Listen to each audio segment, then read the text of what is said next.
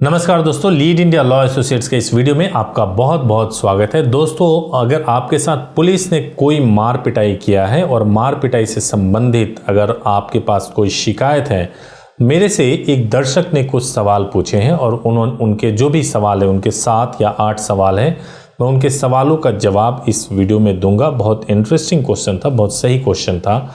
तो क्या पुलिस के पास मारपीट का कोई अधिकार है? उससे पहले मैं आपको जरूर ये बताना चाहूँगा कि सभ्य समाज में पुलिस हिरासत में मौत और मॉब लिंचिंग दोनों का कोई स्थान नहीं है। जब ऐसी घटनाएं सामने आती है तो देश भर में सुर्खियां बटोरती है, मगर सभ्य समाज में पुलिस हिरासत में मौत हो जाए तो ये कितनी दुर्भाग्यपूर्ण बात है।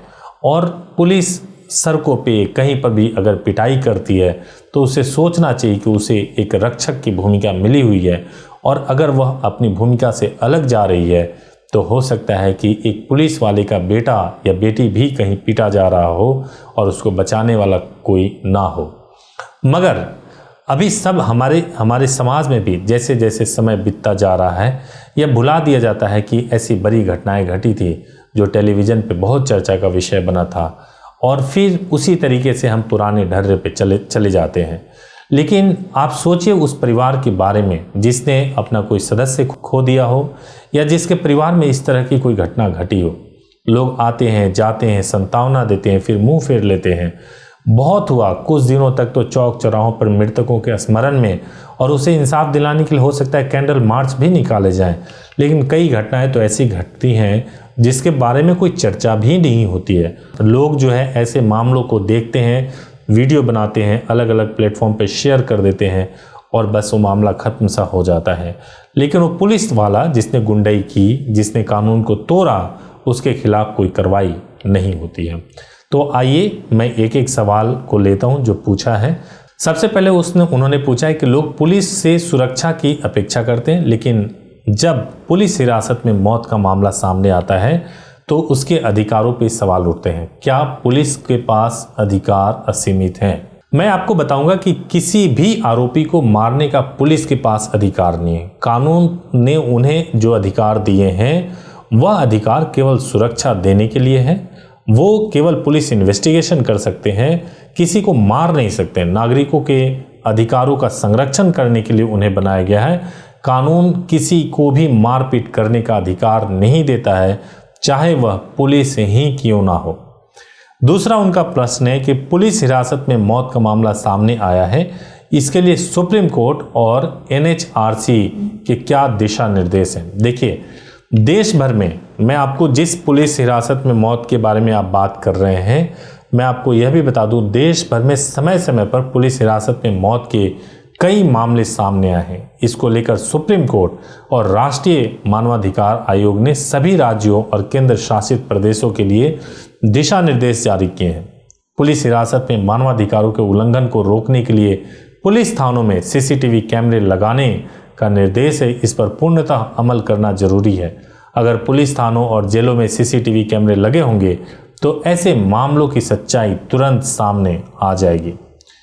तीसरा प्रश्न पूछ रहे हैं कि जब कहीं ऐसे मामले सामने आते हैं तब कहा जाता है कि CCTV कैमरा काम नहीं कर रहा था, इसे आप कैसे देखते हैं? अगर पुलिस स्टेशन में CCTV कैमरा लगे हैं और मानवाधिकारों के उल्लंघन करने का आरोप लगने के बाद CCTV कैमरे बंद होने की बात कही जाती है तो यह जांच का विषय है। CCTV कैमरे लगे हैं और जब किसी घटना का आरोप लगा उस समय बिजली नहीं थी तो उसमें ड्यूटी पर तैनात पुलिस अधिकारी का कोई दोष नहीं है। लेकिन घटना के बाद अगर जानबूझकर कोई तथ्य छिपाने की कोशिश की जा रही होगी तो जांच के दौरान उस मामले की सच्चाई सामने आ जाएगी। चौथा सवाल है, ऐसे मामलों में पुलिस कर्मियों के खिलाफ FIR दर्ज करने में देरी होती है, आपकी क्या राय है? देखिए, कोई भी घटना होती है तो उसकी सूचना मिलने पर पुलिस जांच करती है और संज्ञेय अपराधों में FIR दर्ज करती है। असंज्ञेय में NCR दर्ज किया जाता है। इसमें शिकायतकर्ता के पास कोर्ट जाने का भी अधिकार होता है। लेकिन जब मामला पुलिस हिरासत में मौत का हो तो NHRC के दिशा निर्देशों के तहत जांच होती है।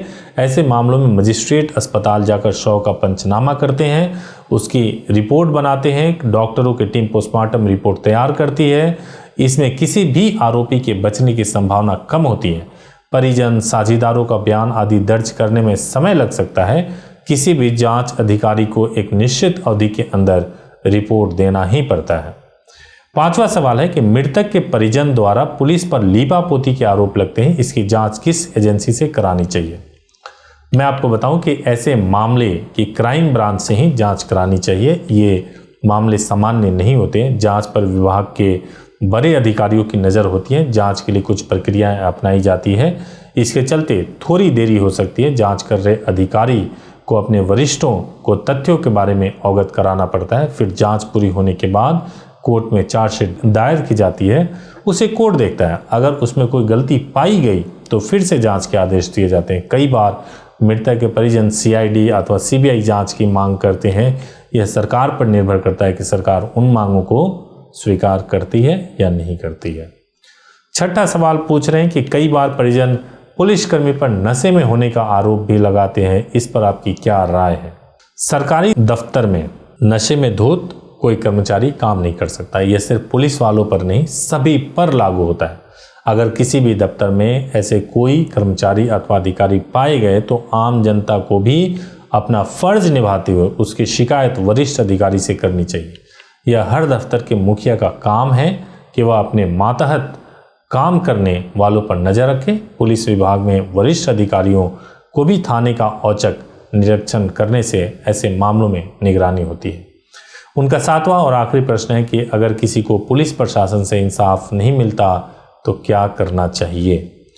मैं आपको बताऊं कि भारतीय संविधान नागरिकों के हितों की सुरक्षा करता है। अगर किसी नागरिक के अधिकारों का हनन होता है तो उसके लिए देश की न्याय व्यवस्था है। अगर किसी भी नागरिक को लगता है कि उसकी सुनवाई नहीं हो रही है अथवा उसे इंसाफ नहीं मिल रहा है तो उसके लिए कोर्ट है। संविधान में नागरिकों की स्वतंत्रता और जिंदगी की हिफाजत को लेकर स्पष्ट प्रावधान है। शिकायतकर्ता को अपने मामले को लेकर कोर्ट जाना चाहिए। मैं आपको यह भी कहना चाहूँगा कि आपने ये जो 7 प्रश्न पूछे बहुत ही अच्छे प्रश्न हैं और आपने व्हाट्सएप करके पूछा है, हमने पिक किया है। अगर आपके पास भी कुछ ऐसे प्रश्न हो तो ज़रूर पूछिए, हम आपके सवालों का जवाब अवश्य देंगे। धन्यवाद।